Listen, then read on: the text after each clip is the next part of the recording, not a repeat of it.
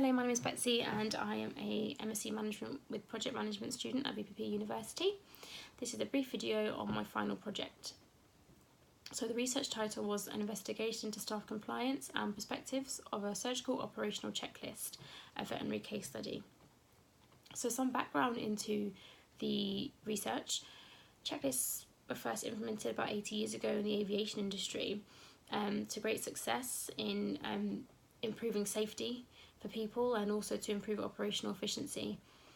And actually later this was then taken on board by human medicine and healthcare to improve again patient safety, but also operational efficiency, workflow, communication, teamwork across staff.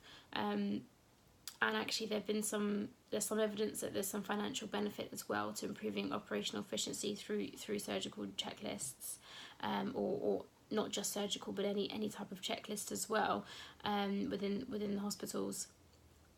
So there's very little evidence currently on the use of checklists within the veterinary industry, either on efficiency or financial benefits or workflow, and a lot of what we know we've taken from the human field.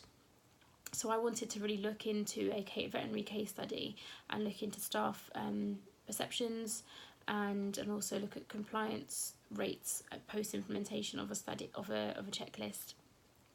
So in terms of the methodology, I use quantitative data in the form of questionnaires and compliance data. The questionnaires were a means of understanding staff perceptions, and the compliance data was simply looking at over the 15-week period post implementation, how many surgical procedures that required the surgical checklist had a checklist used by staff, and of those that were completed, which was 165 over the 15-week period, I analysed all of those individual checklists just to determine how well staff were completing them and give me a better idea of their understanding through that as well. Because the literature actually states that not using a checklist properly can actually be a hindrance as opposed to improving efficiency or patient safety.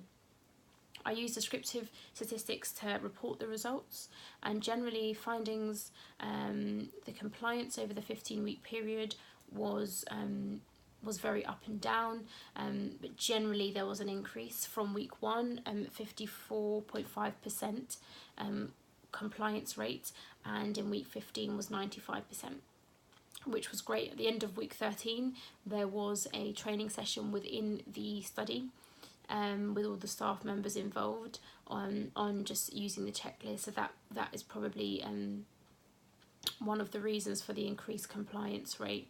Having said that, the level of completion of the individual checklists remained quite poor.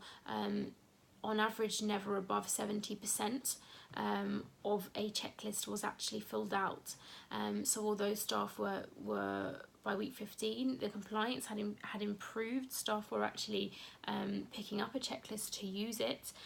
They weren't, the actual amount that staff were filling in wasn't actually improving. And this is really important for the organisation to have a look at, because if those aspects aren't being checked, then that still leaves room for staff error, unfortunately.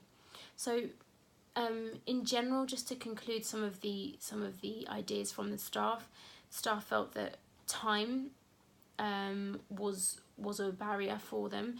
They were quite timely to fill out in general, and remembering to fill out the checklist was also a barrier, and also the structure of the checklist. They were probably the three more common barriers that staff felt to completing them.